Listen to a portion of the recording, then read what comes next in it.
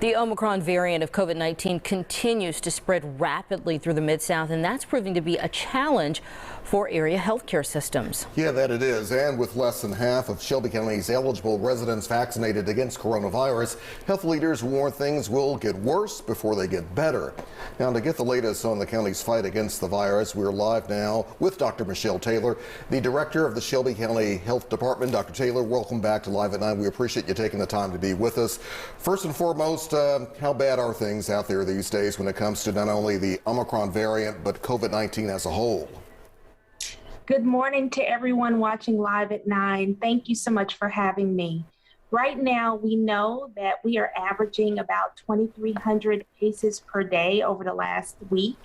And we know that before we start to see a peak, we're going to really have to continue to push people to do the things we know we need to do to protect ourselves against COVID-19 and particularly the Omicron variant.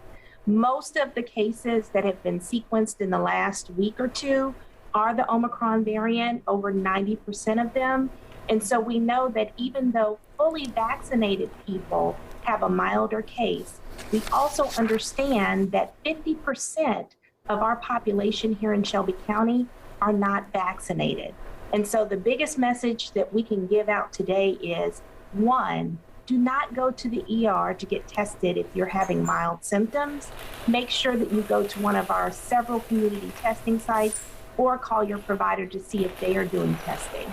Two, everyone needs to be masking up, especially if you're going to be in indoor public spaces where you don't know the vaccination status or the illness status of others. And three, if you're eligible and you have not been vaccinated and you're in that 50% that is not taken advantage of being vaccinated, or you haven't completed your series, this week is the week to do it before you are affected by COVID-19 or you bring it home to your family. Dr. Taylor, you just mentioned vaccine eligibility and also the importance of masking. One of the things we've seen across the country is the toll this variant has taken on young children, particularly those who are not of age where they can be vaccinated. This is coming at a time where we're in the midst of winter, which is traditional flu and RSV season. Do you all have additional concerns about the strain this could put on hospitals like Le Bonheur and, frankly, just moms and dads and families out there struggling to figure out what to do?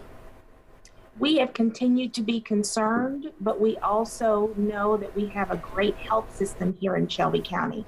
And so that's why we have encouraged everybody to continue to mask up, even without a mask requirement. I've said it before, here at Shelby County Health Department, we understand that public health is all about collective responsibility. And you may think that wearing a mask is not going to make a difference, especially in the surge that we're going through. But it will protect you, your family, and your community members. As for hospital capacity, our hospitals are currently stretched. Emergency rooms are seeing a very high volume of patients, and not all of them are requiring emergent care. But the problem here is this. When you have so many people showing up to the emergency room, we have to worry about all of the other people who may not be showing up because of COVID-19, but may be showing up for other reasons to receive emergent care, like heart attacks, like strokes, like problems with their diabetes, or any number of things, like getting into a car accident. And so what we want to impress upon people right now is, if you do not need emergent care, do not go to the emergency room. There are certain symptoms that you should be going to the emergency room for. Those include shortness of breath, chest pain, things of that nature. But if you are having mild symptoms, if you just want to know if you have COVID-19, but you're doing well enough not to need emergent care, it's really important that you either call your provider or you go to one of our community testing sites. The hospitals need you to do that. Dr. Taylor, there are a lot of people who will be listening to you this morning saying, well, it sounds like there might be a need for an updated health directive or maybe even more mandates locally. But I know you have recently, along with the Shelby County Health Department, sent a letter to the governor asking for more authority to be returned back to our health department. But I believe the governor responded and said no. What's your take on that? Well, what I would say is this: our initial request was turned down, but it doesn't mean that we can't request again. We understand that our numbers continue to go up, and I will tell you that we are not the only metropolitan area in the state that is having these same concerns. And I will also tell you that I have been in constant contact with the Tennessee Department of Health and with our other hospital partners here in Shelby County. We are preparing to make sure that any help that we need to request, we plan to request. And so sometimes that no can be turned into a yes, especially as conditions continue to change on the ground. And we'll continue to do everything we have within our power right now to protect the citizens of Shelby County.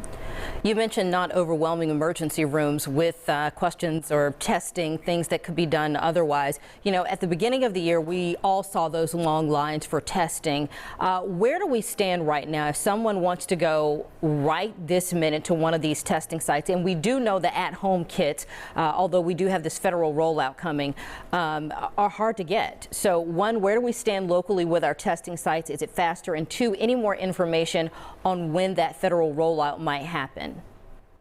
Well, we were able to, with our testing partners, ramp up testing in Shelby County very quickly.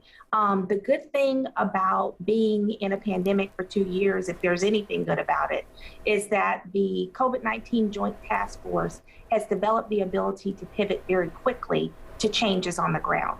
And so for everyone listening, if you are looking for a testing site, go to shelby.community and it will have a list of the testing sites and their hours. It will also let you know which testing sites do not even require an appointment. You can just show up, get in line, and get tested.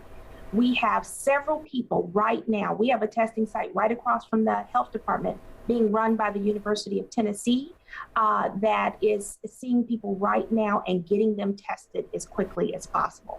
So we have a lot of resources being pushed out in the community to help people use resources appropriately so that we can give our hospitals and particularly our emergency rooms some relief. All right, Dr. Michelle Taylor, Health Department Director, thank you very much for your time. As always, we do appreciate your service. Thank you.